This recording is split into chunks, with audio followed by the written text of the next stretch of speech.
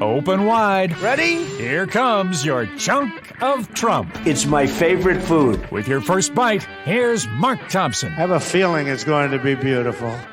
As Politico said, Trump and his allies had a plan for how to hit Harris. Then Trump opened his mouth, scrambling to put an end to Kamala Harris's ascent. Donald Trump's campaign and outside allies came up with a plan to hit hard on immigration. Call her a liberal prosecutor. Call her a radical. It didn't last long. You know, he was only on stage for 34 minutes before the National Association of Black Journalists, but that was enough for him to do some damage. Here it is from the very beginning. You can watch a little bit of it. Rachel Scott, ABC. Thank you. How are you? That music, I think, is in the hall. Mr. President, we so appreciate you giving us an hour of your time. I want to start by addressing the elephant in the room, sir.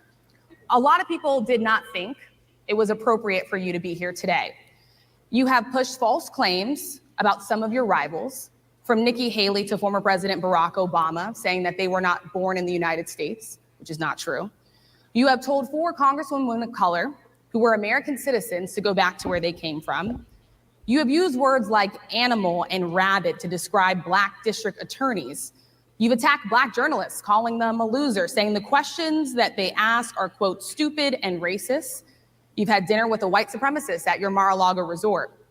So my question, sir, now that you are asking Black supporters to vote for you, why should Black voters trust you after you have used language like that? Well, first of all, I don't think I've ever been asked a question in such a horrible manner. First question. You don't even say, hello, how are you? Are you with ABC? Because I think they're a fake news network, a terrible network. And I think it's disgraceful that I came here in good spirit. I love the Black population of this country. I've done so much for the Black population of this country, including employment, including opportunity zones with Senator Tim Scott of South Carolina, which is one of the greatest programs ever for Black workers and Black entrepreneurs. I've done so much, and and I say this, historically Black colleges and universities were out of money. They were stone cold broke, and I saved them, and I gave them long-term financing, and nobody else was doing it. I think it's a very rude introduction. I don't know exactly why you would do something like that. And let me go a step further. I was invited here, and I was told my opponent, whether it was Biden or Kamala, I was told my opponent was going to be here. It turned out my opponent isn't here. You invited me under false pretense. And then you said, you can't do it with Zoom. Well, where's Zoom? She's going to do it with Zoom, and she's not coming. And then you were half an hour late. Just so we understand, I have too much respect for you to be late.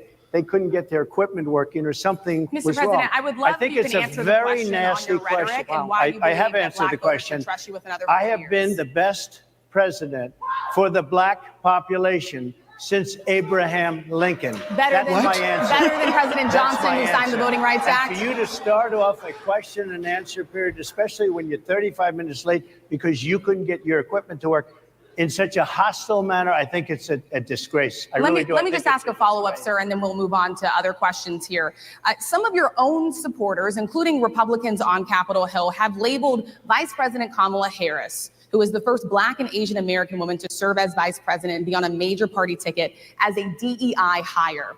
Is that acceptable language to you? And will you tell those Republicans and those supporters to stop it? How do you define DEI? Go ahead. How do you define diversity, equity, inclusion? Okay, yeah, go ahead. Is that what your definition? That is give me a literally definition the words. then. Would you give me a definition DEI. of that? Give me a definition. Sir, I'm asking you a question, a very direct question. Define it for me, if you would. I just defined it, sir. Do you believe that Vice President Kamala Harris is only on the ticket because she is a Black woman? Well, I can say no. I think it's maybe a little bit different. So I've known her a long time indirectly, not directly very much, and she was always of Indian heritage, and she was only promoting Indian heritage. I didn't know she was Black until a number of years ago when she happened to turn Black, and now she wants to be known as Black.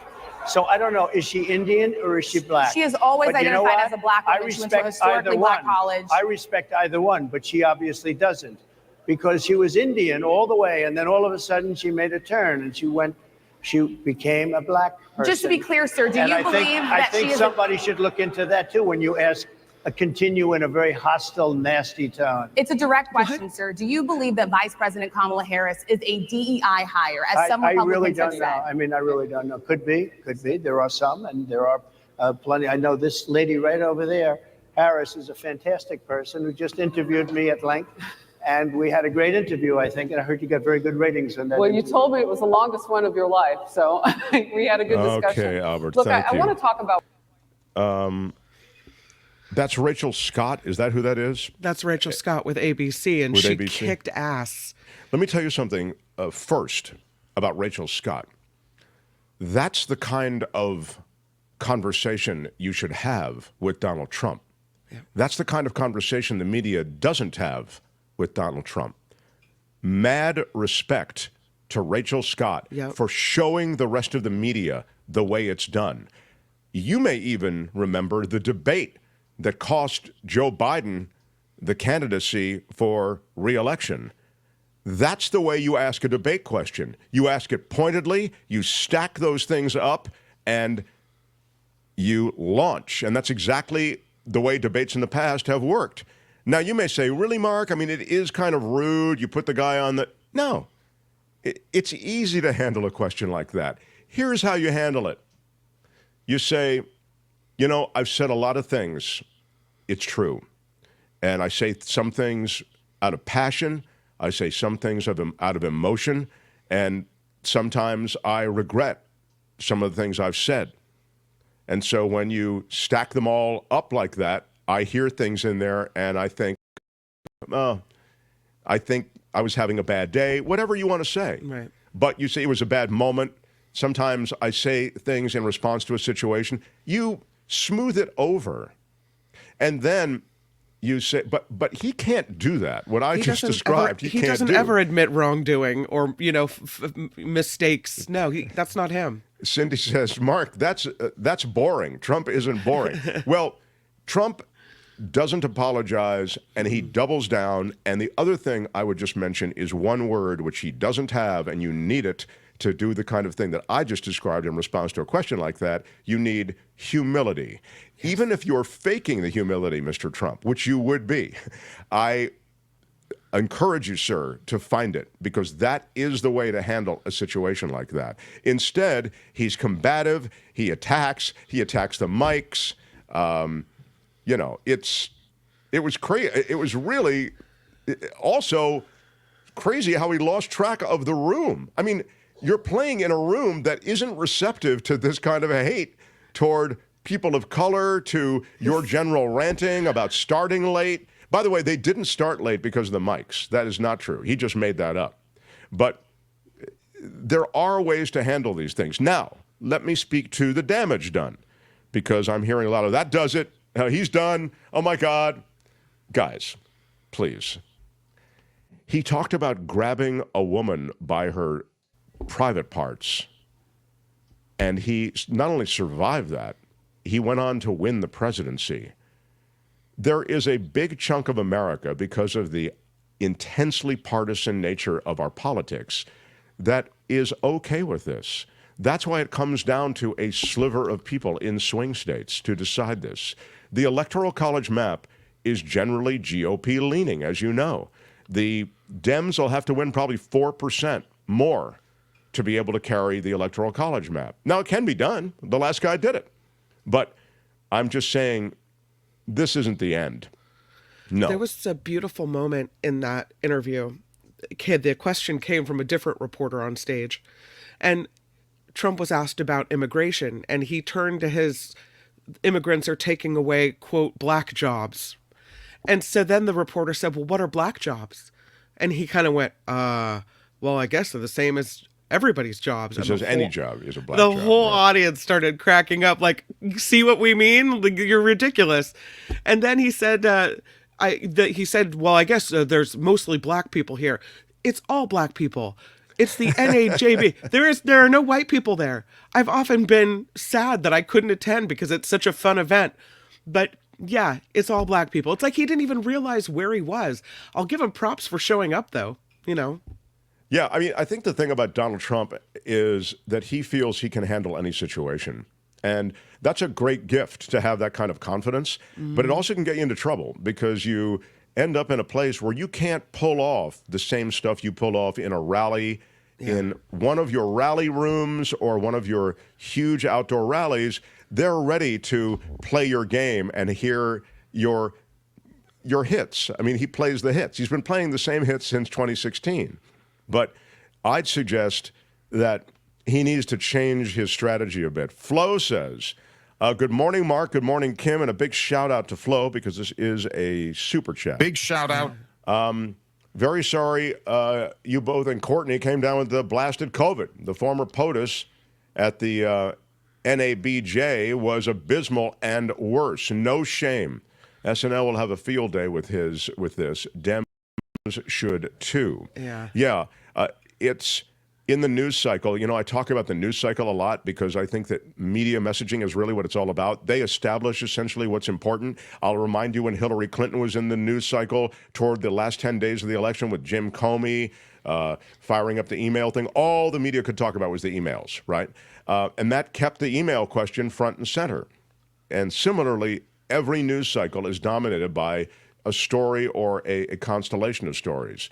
You guys were late. A dig at colored people time, says No Contender. Yeah, I mean, that was the other thing. I mean, there was a quality of, this whole scene is ghetto. I don't understand how you guys can do this. I mean, there was really a sense on the part of Trump as he was riffing about the room that was associated with kind of just lifting his leg on it, But that is his style. So that's the latest. And Kamala Harris, to her credit, do we have anything more on it, Albert, before I move on? Isn't there a second piece of, I think the second piece was the immigrants coming here to take the black jobs. Isn't that's the same thing? Yeah, right? Let me just give me a couple I don't know if that, but Kim already kind of noted that. Sorry. No, I that's stole okay. your thunder. No, it's not a problem. So we reported this yesterday on the show as it was happening, that he had accused Vice President Kamala Harris of turning black, right? It was so ridiculous, outrageous even. And you know what? Half the country won't see it that way. Right. That's exactly, I have a black job. I'll be voting for sure, says Audrey. Luis with a $5 super Big chat shout out. Says, where were the white cult members that usually travel with Trump? He blames Albert. Yeah, Albert. Albert, thank you. I actually think that Trump can get into that call and response thing on the road, and he doesn't realize even that not every room is the same. And he just didn't remember that this is a different room. You can't pull that trash on this group.